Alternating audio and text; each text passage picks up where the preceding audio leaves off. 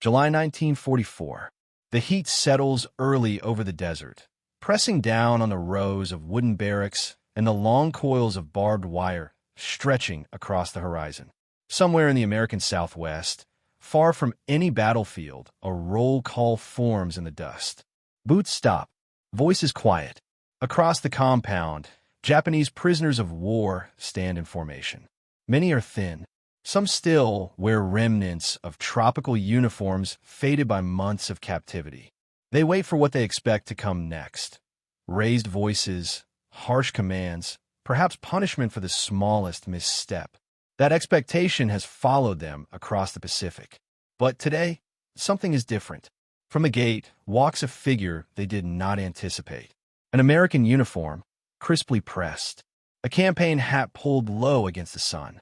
The insignia is clear. Authority is unmistakable. And yet, the voice that gives the order is calm. Measured. Female. There is no shouting. No threats. The rules are stated once. Firmly. Quietly. And when the prisoners hesitate, unsure whether this moment is real, the authority does not waver. It is in that silence, between disbelief and compliance, that something fundamental begins to shift inside the wire, raising a question that can only be answered by tracing how this moment came to exist. By the summer of 1944, the Pacific War had already stripped away many illusions on both sides. What began with the shock of Pearl Harbor in December 1941 had become a grinding, island-by-island struggle stretching across thousands of miles of ocean. The United States, once caught unprepared, now fielded an industrial and military machine operating at full capacity. Aircraft carriers slid into the water in months, not years. Troop transports crossed the Pacific in endless convoys. And behind every major offensive, a system of logistics, administration, and detention quietly expanded. For the Imperial Japanese military, surrender was not merely discouraged. It was culturally unthinkable. Military doctrine, shaped by Bushido ideology and reinforced by years of propaganda, taught that capture was worse than death. Soldiers were instructed that surrender brought eternal shame not only upon themselves, but upon their families and ancestors. As a result, Japanese prisoners of war were exceedingly rare in the early years of the conflict. Many fought until killed. Others took their own lives rather than be captured. Those who did survive capture often did so under extreme circumstances, wounded, unconscious, or isolated after battles such as Guadalcanal, Saipan, or later, the Philippines. When American forces took these prisoners, they encountered men who had been taught to expect execution, torture, or ritual humiliation at the hands of the enemy. That expectation was not accidental. Japanese propaganda had portrayed Americans as brutal, undisciplined, and racially inferior, an enemy incapable of honor. Yet U.S. policy moved in a different direction. From the early days of the war, the United States publicly committed to adherence to the 1929 Geneva Convention relative to the treatment of prisoners of war. Though Japan had signed but not ratified the convention, American leadership chose to follow its provisions anyway. This was not purely humanitarian. Officials understood that proper treatment of POWs served multiple purposes, encouraging enemy surrender, maintaining international credibility, and setting a moral contrast against Axis conduct. By 1942, as the number of Axis prisoners increased, the U.S. faced a logistical challenge. Overseas camps in the Pacific were vulnerable and overcrowded. The solution was relocation. Tens of thousands of German and Italian POWs were shipped to the continental United States. Japanese POWs followed in smaller numbers, often transferred after medical stabilization or interrogation. They were sent far from the coasts and far from population centers considered strategically sensitive. Camps rose in places like Arizona, Texas, New Mexico, and Colorado, isolated landscapes where escape was unlikely and surveillance was manageable. By mid-1944, more than 400,000 Axis prisoners were held in the United States. Only a fraction were Japanese, but their psychological condition set them apart. Unlike German POWs, many Japanese prisoners arrived in deep shock. Interrogation reports from the Office of Naval Intelligence and Army G2 repeatedly noted confusion, fear, and disbelief. Prisoners expected beatings that did not come. They waited for executions that never happened. Instead, they were given food, medical care, and instructions, delivered through interpreters, posted rules, and structured routines. Still, beneath the surface, tension remained. Japanese prisoners struggled with the collapse of their worldview. Captivity itself was a disgrace. Obedience to enemy authority felt like betrayal. In some camps, this internal conflict erupted into resistance. Work slowdowns, refusals, and in rare cases, violence against fellow prisoners perceived as collaborators. It was into this unstable psychological environment that an element entirely absent from Japanese military experience was introduced. American women in uniform, operating not as symbols, but as authority within the system that now governed every hour of the prisoners' lives. And to understand how that became possible, it is necessary to step back and examine the transformation taking place inside the American war effort itself. When the United States entered the war in December 1941, its military structure was built almost entirely around male service. Women had long served as nurses, but their roles were narrowly defined and carefully separated from command authority. That structure began to change not because of ideology, but necessity. By 1942, the scale of the conflict had created an unprecedented manpower crisis. Millions of men were deployed overseas. Others were absorbed into shipyards, factories, and critical industries. The military faced shortages not only at the front, but behind it, in administration, logistics, medical services, communications, and camp operations. The solution was mobilization on a national scale, and that mobilization included women. In May 1942, the Women's Army Auxiliary Corps was established, later becoming the Women's Army Corps, or WAC. The Navy followed with the waves. The Coast Guard formed the spars. Alongside these organizations, the Army Nurse Corps expanded rapidly, placing women closer to the realities of war than ever before. By 1944, more than 350,000 American women were serving in uniform. Their roles were not symbolic. Women worked as clerks, mechanics, radio operators, intelligence analysts, medical personnel, and military police auxiliaries. Each assignment freed a man for combat duty. And in the process, long-standing assumptions about authority, discipline, and gender began to shift inside the U.S. military itself. POW camps were part of this shift. Running a prisoner of war camp required more than guards with rifles.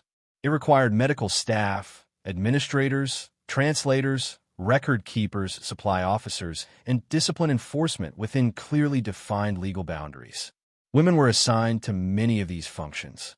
In some camps, WACs worked in administration offices handling prisoner records, work assignments, and correspondence. In others, nurses and medical officers interacted directly with POWs during treatment, inspections, and quarantine. Crucially, these women operated under the same military regulations as their male counterparts. Their authority was not informal. Orders issued by a woman in uniform carried the weight of the United States Army. Failure to comply brought consequences, documented, procedural, and nonviolent. For Japanese prisoners, this reality was profoundly destabilizing. Imperial Japanese military culture enforced rigid gender hierarchies. Women were excluded entirely from command structures. Authority flowed strictly through rank, age, and male status. The idea of a woman issuing orders, particularly to soldiers, did not exist within their training or doctrine. Even civilian women in occupied territories were often treated as invisible or subordinate. American camps shattered those expectations quietly, without ceremony. There were no announcements explaining the cultural shift, no lectures on gender equality. Japanese POWs simply encountered women performing duties that contradicted everything they believed about power. A woman conducting inspections, a woman enforcing schedules, a woman directing medical compliance, a woman standing calmly between armed guards and prisoners, unflinching. U.S. camp commanders did not deploy women as a psychological tactic. Their assignments were practical, based on availability and competence. But internal reports soon noted the effect. Japanese prisoners often reacted with visible hesitation when addressed by female personnel. Some avoided eye contact. Others delayed responses, uncertain whether compliance was required. Over time, however, patterns emerged. Resistance decreased during interactions involving women. Confrontations softened. Compliance increased. The reason was not fear.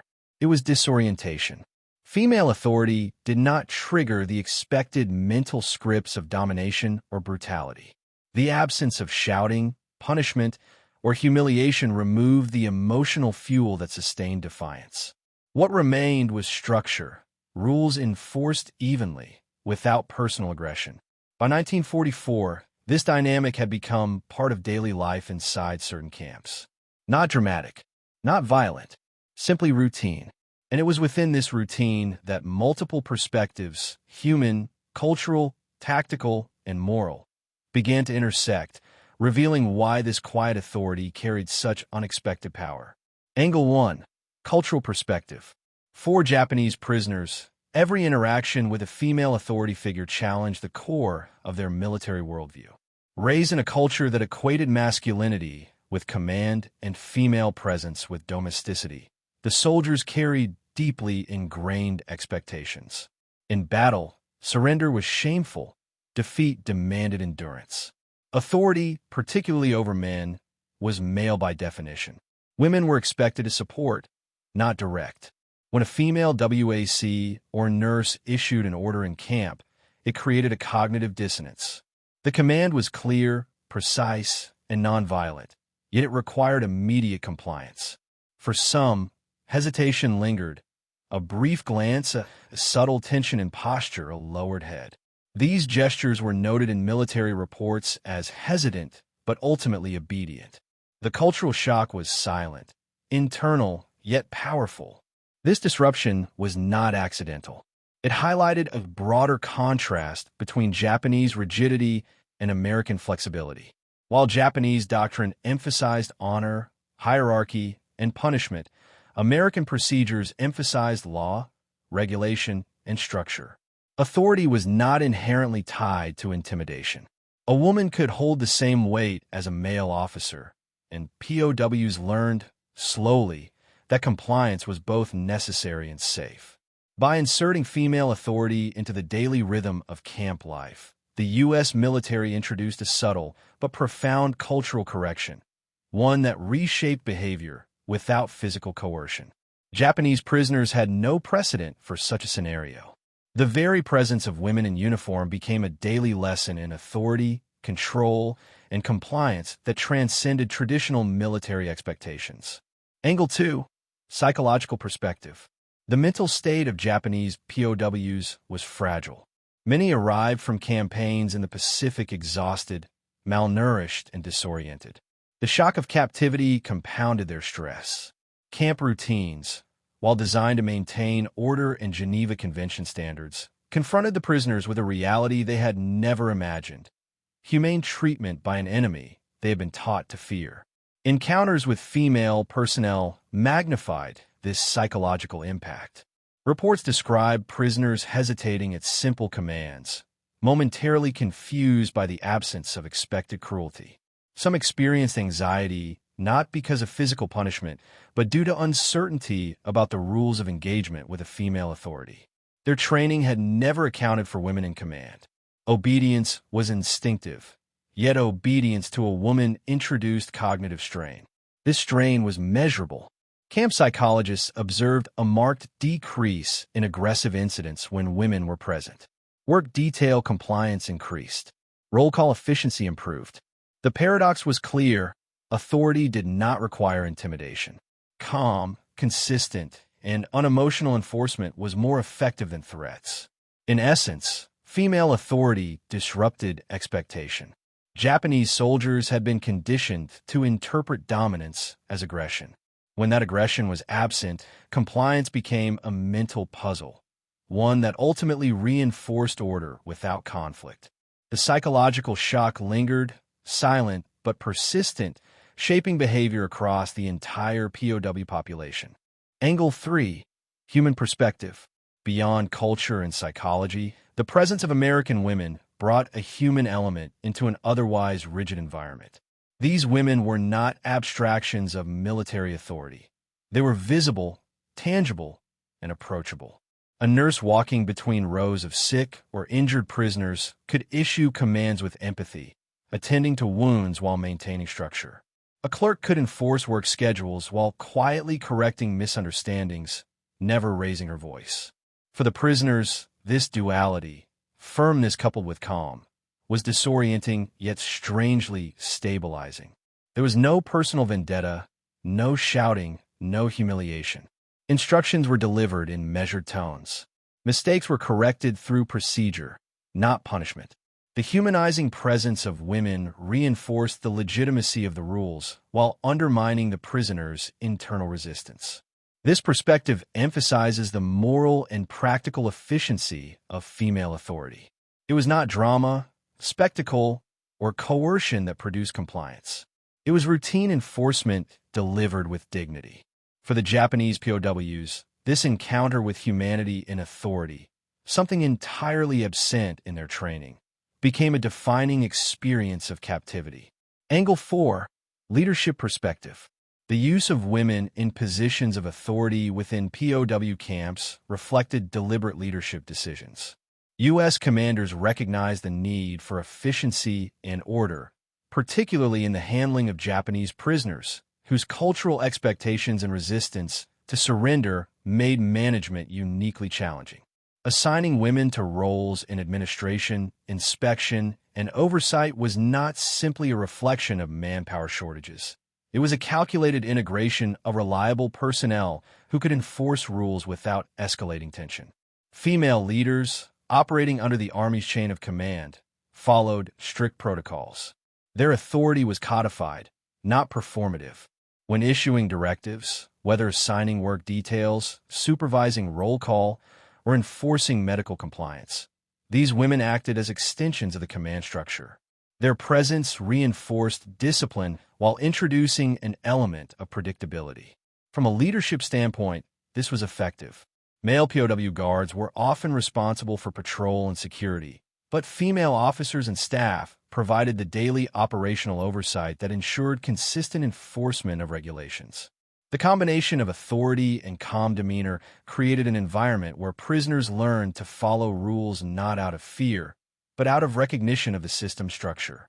Japanese POWs observed this dynamic closely. The shift in perception, from viewing captors as unpredictable threats to structured authority figures, was subtle yet profound. Leadership, it seemed, could manifest without force, and authority did not require intimidation. The efficiency of this system became evident as compliance increased and incidents of resistance decreased over time. Angle 5. Moral perspective. The ethical dimension of female authority in POW camps cannot be understated. American policy adhered to the Geneva Convention, ensuring humane treatment of prisoners, yet the presence of women reinforced this principle in daily practice. Orders were enforced, rules were clear, but punishment was rarely harsh. Discipline was procedural, not personal. For Japanese POWs, who expected brutality, this contrast had a profound moral effect. Observing women enforce rules with quiet authority emphasized a different conception of power, one that was legitimate and respected rather than feared. It demonstrated that discipline and morality were not mutually exclusive. The moral authority of women in camps also created a stabilizing influence on male guards. Their presence discouraged excessive punishment and encouraged fair treatment. Reports from officers frequently noted that interactions involving women were smoother, with fewer confrontations and lower tension levels. Compliance was achieved through order and respect, rather than coercion or intimidation, illustrating the practical benefits of ethically grounded enforcement. Angle 6. Enemy perspective. Japanese prisoners, for whom surrender had been culturally unimaginable, reacted to female authority with a mixture of confusion, hesitation, and eventual compliance. Account from interrogations and internal camp reports describe prisoners who froze momentarily when approached by a woman issuing orders, unsure whether resistance was permissible. Some sought confirmation from peers before responding. Over weeks and months, patterns emerged. Female-led inspections, work assignments, and medical oversight produced measurable behavioral compliance. Prisoners adapted, gradually internalizing the routines enforced by women. Their respect was not born of affection, but of recognition that authority could exist outside their cultural expectations, and that compliance with the rules was essential for survival. This perspective completes the angles necessary to understand the phenomenon. Cultural shock, psychological adjustment, human presence, leadership strategy, moral grounding, and the prisoner's perception all intersected to produce an environment in which quiet, disciplined authority by women was remarkably effective. By understanding these angles, the narrative naturally moves toward the decisive moments when authority met resistance, and the quiet enforcement of rules became a defining feature of the camp experience. August 1944. The desert sun strikes down mercilessly on the campgrounds. Dust swirls across the parade field as Japanese prisoners assemble for their morning roll call. Tension hums in the air. Some men shift uneasily, anticipating confrontation. Months of captivity have left them thin, wary, and conditioned to expect cruelty. But this day, as always, begins differently. At the front of the line stands Lieutenant Margaret H., a WAC officer, her posture straight, campaign hat shaded against the glaring sun. She carries no weapon beyond the ceremonial sidearm, yet her authority is palpable. She steps forward and begins to call the roll. Her voice is calm, precise, and unwavering. Each name pronounced demands an answer, each response timed and measured. A group of prisoners assigned to work details the previous day had refused tasks, citing fatigue and distrust of the camp rules. The expectation on both sides is confrontation. But Lieutenant Margaret does not shout. She does not gesture violently. Instead, she speaks once, stating the instructions clearly, emphasizing compliance with camp regulations. The silence that follows is thick, almost tangible. One prisoner steps forward slowly, the posture of hesitation written across his body. Another whispers to appear, but the orders remain consistent. No punishment is threatened. No anger erupts. The calm authority disorients them. For decades, these men have been trained to obey male officers or die trying. Now, authority comes in an unexpected form. Female, composed, resolute. Observers, including male guards, note the shift immediately. The hesitant prisoners comply, performing their assigned tasks. Others watch silently, absorbing the procedure. In that moment, the entire dynamic of the camp changes, not because of force, but because expectations have been redefined. Even small details amplify the effect. When a prisoner fumbles with a wheelbarrow on the work detail, Lieutenant Margaret steps forward to correct the placement, guiding the hands without verbal reprimand. The gesture is subtle, but it carries unmistakable authority. The prisoners comply, not out of fear, but because resistance now feels futile against a system that is calm, structured, and unyielding in its order. For the Japanese POWs, this is more than compliance. It is a moment of realization. The expected model of brutality, of shouted commands and punishment, is absent. Instead, authority manifests as quiet, procedural enforcement. The dissonance is profound. Some soldiers glance at one another, acknowledging the incongruity silently. Others lower their eyes, uncertain how to reconcile training with reality. This moment is not theatrical. There is no drama beyond the sun, the dust, and the unbroken line of prisoners responding to orders they cannot challenge. And yet, within this understated interaction lies the turning point. Over the following weeks, resistance within the camp diminishes. Work details proceed efficiently. Roll calls are smoother. Compliance is no longer coerced, is normalized. The decisive factor is not the threat of punishment, It is the demonstration that authority can exist without intimidation. The quiet confidence of women like Lieutenant Margaret reshapes the expectations and behavior of prisoners, creating an environment in which order is achieved seamlessly, almost imperceptibly, but undeniably. From this moment forward, the camp operates under a new dynamic, one defined by respect for structure rather than fear of reprisal. The incident marks a turning point not only in daily operations, but in the broader psychological landscape of captivity. Japanese prisoners are stunned, not by force, but by the authority they did not anticipate and cannot resist. In the weeks following the initial incident, the transformation within the camp became evident. Japanese prisoners, initially hesitant and suspicious, began adjusting their behavior. Daily routines, once punctuated by subtle defiance and reluctance, now progressed with minimal disruption. Roll calls were orderly. Work details moved efficiently. Medical inspections proceeded without complaint. The authority of female personnel had become normalized, no longer a source of surprise, but an accepted reality. Reports from camp officers highlight the magnitude of this shift. One memo from September 1944 notes, "Compliance under female oversight exceeds expectations."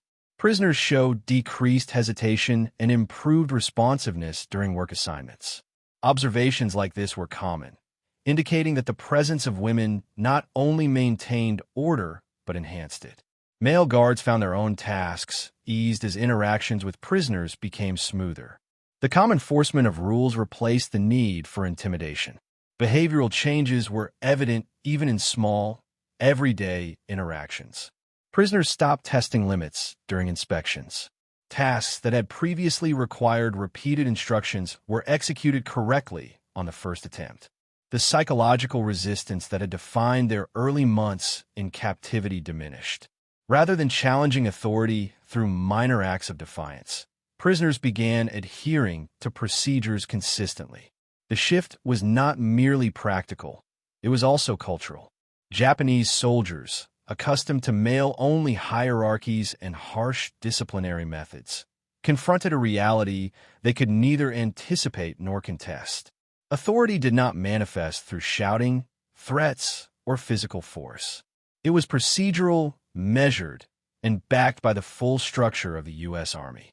Female personnel, by simply performing their duties competently and consistently, altered prisoners' expectations of leadership and obedience. This period also revealed the nuanced interaction between morality and authority. Compliance was gained without coercion. Prisoners were neither humiliated nor mistreated. Work assignments were enforced, but within the bounds of humane treatment. The result was an unprecedented equilibrium. Discipline maintained without cruelty, authority respected without fear.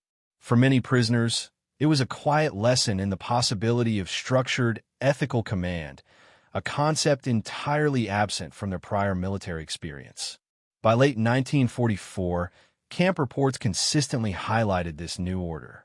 Observers recorded fewer incidents of resistance, smoother daily operations, and increasing cooperation during labor, inspections, and medical checks.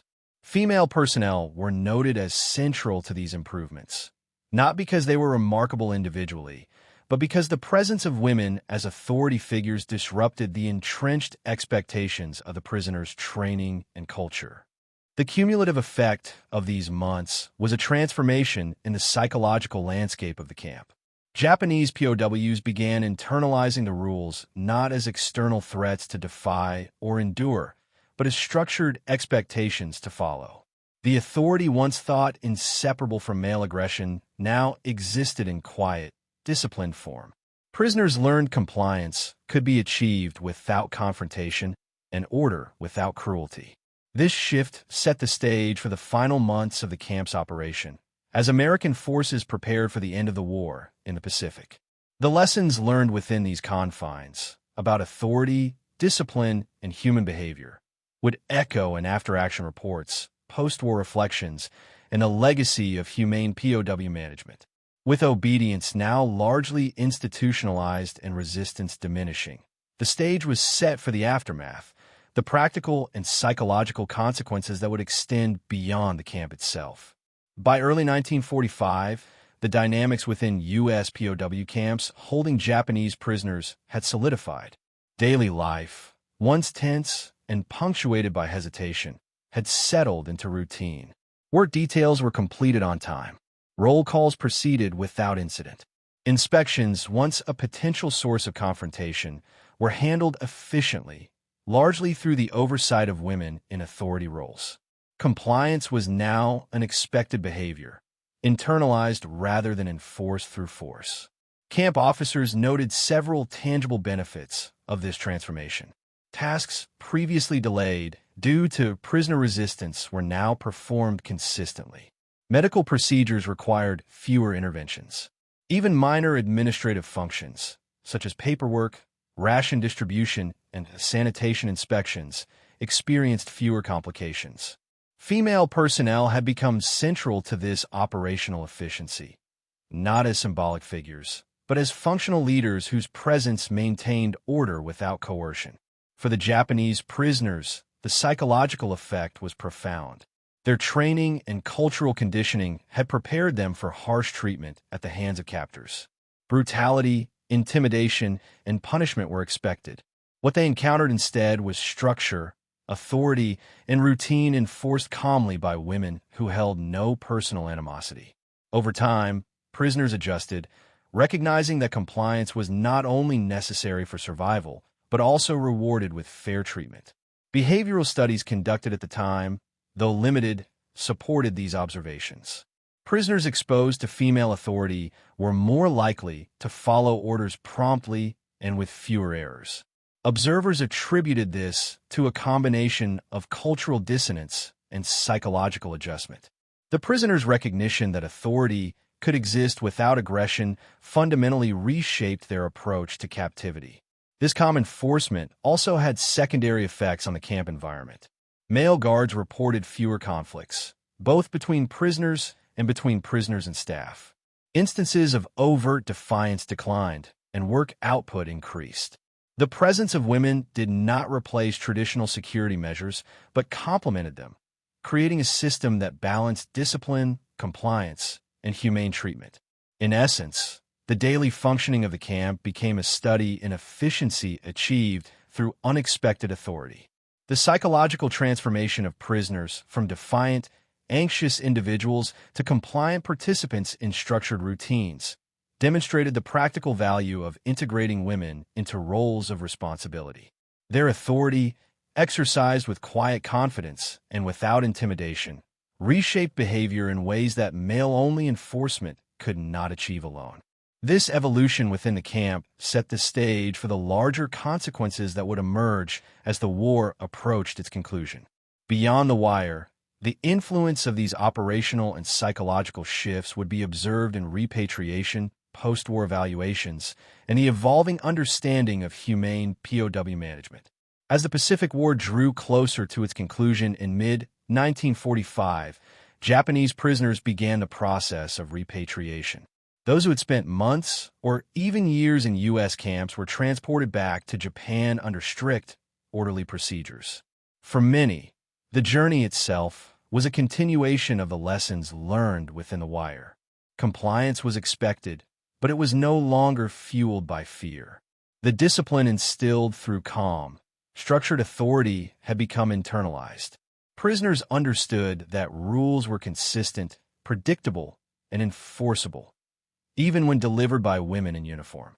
Upon return to Japan, some prisoners recounted their experiences to family, fellow soldiers, or in post-war interrogations to U.S. and Allied authorities. Consistently, their reflections highlighted the unusual authority of women in the camps. Officers and enlisted men alike described moments of initial disbelief, being addressed by female personnel, issued instructions, and overseen in daily tasks.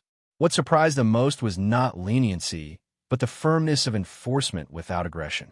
Their accounts underscore the cultural shock imposed by a system of authority entirely foreign to their previous training. These observations were documented in after-action reports. Military historians and camp commanders noted that the integration of women into roles of oversight improved camp efficiency and morale, reduced incidents of resistance, and demonstrated a model for humane but effective POW management. Lessons learned from these experiences influenced the planning of subsequent internments, the development of training for female military personnel, and post-war policies regarding prisoner treatment. Beyond operational outcomes, there was a subtle but enduring psychological effect. Japanese POWs returned home with a new perspective on authority, obedience, and the potential for women to occupy positions of control. While deeply ingrained cultural norms were not overturned overnight, the experience challenged assumptions and provided an alternative model of leadership, structured, disciplined, and ethical. For the U.S. military, the success of female-led enforcement offered a template for future integration of women into positions of authority, emphasizing competence and consistency over intimidation. By the time the war officially ended in September 1945, the quiet legacy of these camps was clear. Female personnel had enforced rules with authority, reshaping prisoner behavior, ensuring order, and demonstrating that compliance could be achieved without brutality. Their service, often overlooked in broader narratives of the war, left an imprint not only on operational efficiency, but on the understanding of power, leadership, and the human capacity for adaptation under unforeseen circumstances. The story of Japanese POWs confronted by calm, disciplined female authority is more than a footnote.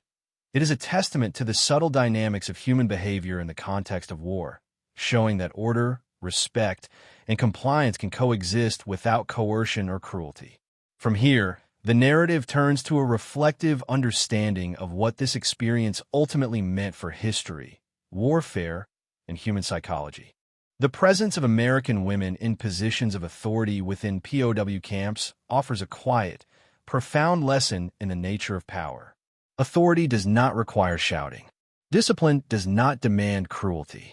Order can exist not through fear, but through consistency, structure, and calm enforcement.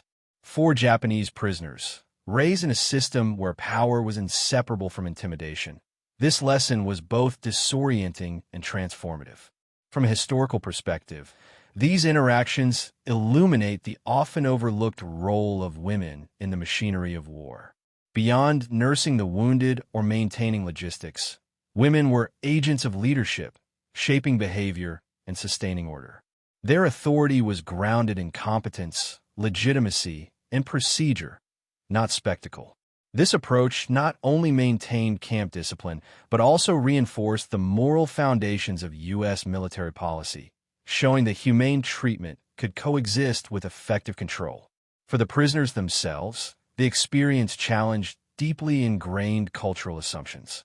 Authority could come from unexpected sources. Obedience could be voluntary, even in captivity. Compliance could be achieved without humiliation, and human dignity could persist under supervision. These lessons, subtle as they were, resonated long after the war, contributing to evolving perceptions of leadership, gender, and ethics in military contexts. Ultimately, the story of Japanese POWs confronting female authority is a reminder that history is shaped not only by battles and strategy, but by the quiet, human interactions that define daily life in extreme circumstances. In the dust of the desert, within the wire of the camp, discipline and authority were exercised without force. And in that calm, the POWs, and the military itself, learn a lesson that transcended the war. The echoes of these moments persist, not in headlines or grand victories, but in the subtle power of leadership delivered with respect, precision, and humanity.